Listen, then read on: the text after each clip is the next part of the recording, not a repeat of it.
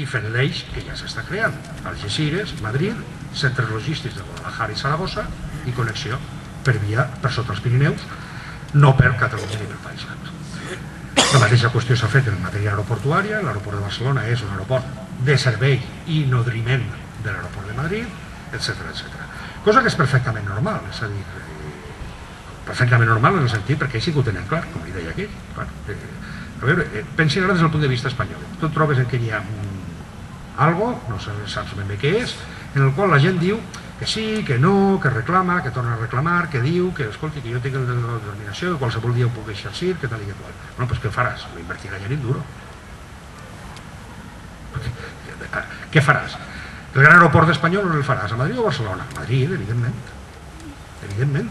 I per a que, una mica com abans el que parlava en termes financers, per a que Madrid pugui competir, ara ja ha fracassat, perquè amb el fracàs amb la crisi té alguns avantatges, entre elles que s'ha acabat l'immigració llatinoamericana i en conseqüència Iberia i Barajas vivien d'això, no s'enganyem, vivien dels vols a l'Amèrica Llatina. Això s'ha acabat i per tant aquesta pretensió de que Madrid fos un gran aeroport al nivell de Londres, de París o d'Amsterdam o de Frankfurt s'ha acabat i Iberia acaba sent absorbida per British Airways i l'aeroport de Madrid acabarà sent subsidiari del de Londres. Perquè la globalització d'aquestes coses, és a dir, pots escanyar els de dintre però no pots manar els de fora. Llavors, què passa aquí? Quin és l'objectiu amb tota aquesta política? Per a poder tenir en un estat que no té la potència necessària un aeroport que pugui competir amb aquests internacionalment, el que has de fer és concentrar tots els vols perquè tots entren i surtin des d'allà. I per tant, que l'aeroport de Barcelona sigui un aeroport alimentador del de Madrid. També el de Sevilla, també el de Bilbao, també el de no sé què, però el que s'importa és Catalunya. A efectes de generar tot el volum artificial de vols que generaràs com a conseqüència que els catalans no puguin anar des de Barcelona a Tòquio, sinó que tinguin que fer Barcelona-Madrid, Madrid-Tòquio. Això ho fan de dues maneres. Per una banda invertint, és a dir, totes les obres, el percentatge de passatgers que té l'aeroport de Madrid respecte al conjunt de l'Estat és el 20-22%, les despeses de la inversió ministerial ha estat en els últims 20 anys del 50 i pico %. I per l'altra banda amb tractats internacionals vigents que a partir del moment que la Unió Europea va dir que no es podien fer ja no se n'han fet més, però continuen vigents els fets anteriorment, per Franco, per Suárez, per González i per Aznar encara algú al principi, fins que la Unió Europea va dir prou, que són tractats internacionals signats per l'estat espanyol, en la qual obliga a que qualsevol que surti o vagi a aquell país, forçosament ho ha de fer per Madrid. En alguns indicant a més que després de Madrid només pot anar a un aeroport de fora de l'estat espanyol. En altres permeten que després de Madrid pugui anar a un altre de dintre i per tant Barcelona. I això està vigent amb Mèxic, amb el Japó, amb Indonèsia, amb Singapur, amb Tailàndia, amb tota una sèrie de països en els quals l'estat espanyol pacta que no es farà servir la regulació.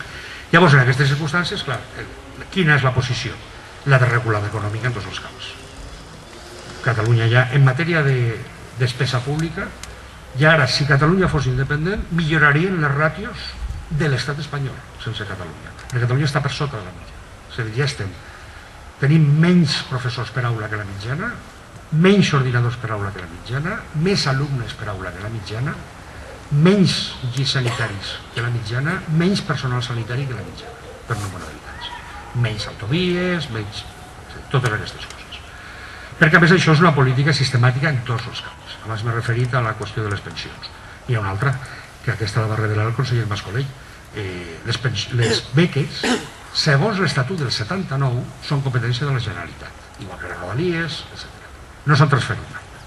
Malgrat que hi ha un parell de sentències del Constitucional que obliguen a aquesta transferència. No s'han transferit mai. Tornen a ser competències segons l'Estatut del 2006 i suposo que d'aquí 30 anys podríem fer la festa del 30è aniversari del no compliment o la no transferència de les beques. El 60è de l'any 79 i el 30è de l'any 2006. Doncs no és només un tema de poder, com es podria pensar. No és només que una cosa és que el Ministeri digui aquí que vinguin els papers, aquí que vingui la decisió i aquí som nosaltres els que decidim si vostè té beca o no pot tenir beca. No és només un tema de poder. Quan mires que en els últims 10 anys els estudiants catalans, els estudiants de Catalunya són el 15% de la mitjana, el 15% del total. I han rebut beques el 5%, no arriba al 5%. És a dir, per sota d'un terç del que els hi correspon. Simplement que fos en proporció al número d'estudiants que hi ha. Clar, després És normal que es digui, no, és que fracàs escolar, taxa de fracàs escolar a Catalunya, 25-30%. Evident, és que una cosa porta l'altra. Perquè els diners que paguem perquè es paguin aquestes beques o aquestes pensions o aquestes carreteres o aquests ferrocarrils es destinen a pagar les seves pensions, les seves beques, les seves autovies i les seves ferrocarrils. I en conseqüència, clar, qui és d'una determinada família i perfil, com saben tots vostès, sempre estudiarà, tingui o no tingui beques, però altres no. I aquella franja que fora de Catalunya està formant-se i no abandona l'escola, a Catalunya no ho està. I no ho està fent perquè paguem, som el 15% dels estudiants i rebem el 5% dels beques. En aquestes condicions, això és el que es volia, i amb això aniria acabant ja, això és el que es volia, diguem-ne, redreçar pel nou estatut. Ja no cal que, em sembla que queda clara la història, és a dir, no ja és el procés de allò que s'aprova al Parlament de Catalunya pel 90% dels diputats, té el mateix valor que allò que en l'any 31 van aprovar el 90% dels catalans més en referèndum de cara a l'Estatut de la República, que és zero.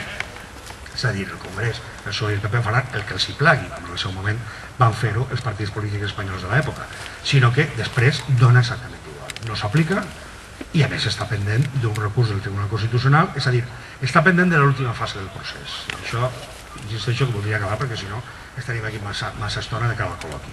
Però això va ser així deliberadament des del principi. És a dir, des del principi, com que el sistema constitucional espanyol és una mica cartopedra, l'Estatut té una consideració específica, cosa que fa que el Tribunal Constitucional no el pot anul·lar, de sigui de pas. Això potser entrarem després en el tema. Que és que s'ha d'aprovar per referèndum. Clar, quin era el plantejament inicial del PSOE? Fer-ho amb el PP. Fer a Catalunya el que es fes. Va ser marc decisiu d'evitar que determinades coses que el PSOE demanava no es fessin. Vull dir, l'aprovació de l'Estatut del Parlament de Catalunya. Però després aprovaron el Congrés amb el PP, cosa que Piqué va intentar que sí i el PP que en aquell moment manava no va acceptar aquesta possibilitat. Llavors el PSOE es trobava amb un problema, i és que, esclar, podia aprovar-ho en el Congrés, però després havia d'anar un referèndum a Catalunya. I per tant, calia, i des del primer moment es va muntar així i es va parlar així. Parlo ara de prendre una cervesa, d'estar tirant damunt que estàs en un aeroport tirat 4 hores amb un alt càrrec del govern perquè estàs aquí tirant i a més aquí no sap cap llengua i per tant eres tu que li ha de demanar el cafè, cosa que sempre genera una certa entesa i tal. I era el següent, per a guanyar el referèndum calia o bé el suport de CiU, o bé el suport d'Esquerra, o bé el suport de tots dos. Per a guanyar aquest suport es mantindrien en l'Estatut allò necessari per aconseguir el suport de l'un o dels dos, o de tots dos. Perquè un cop això es mantingués en el Congrés i es votés a Catalunya en referèndum, després ho anul·laria el Tribunal Constitucional, o sigui, ho anul·laria el PSOE i el PP de la manera del Tribunal Constitucional. Això era, des del principi estava planejat d'aquesta manera. Llavors, el resultat d'això serà una sentència en la qual hi haurà una barreja de dues coses. Una, anul·lacions directes. Declaracions directes de que determinades coses són inconstitucionals i nul·les.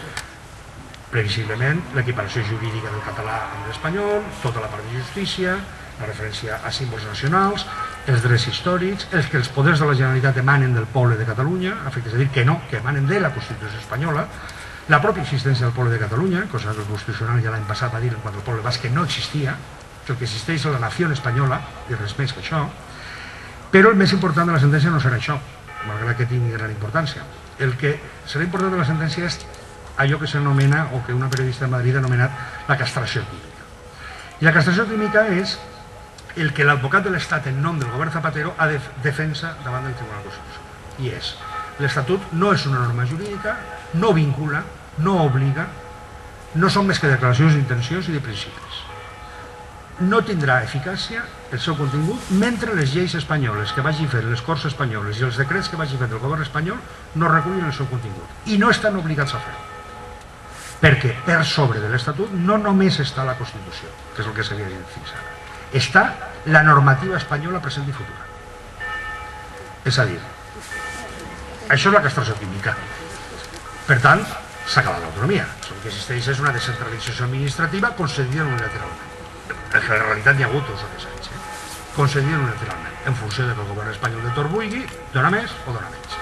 I en funció, per tant, i allà és on entra aquesta política del peix al cove, en funció de la correlació de forces, en funció de que hi hagi o no hi hagi majoria absoluta, llavors determinats partits catalans poden fer de més o de menys, o els que estan en partits espanyols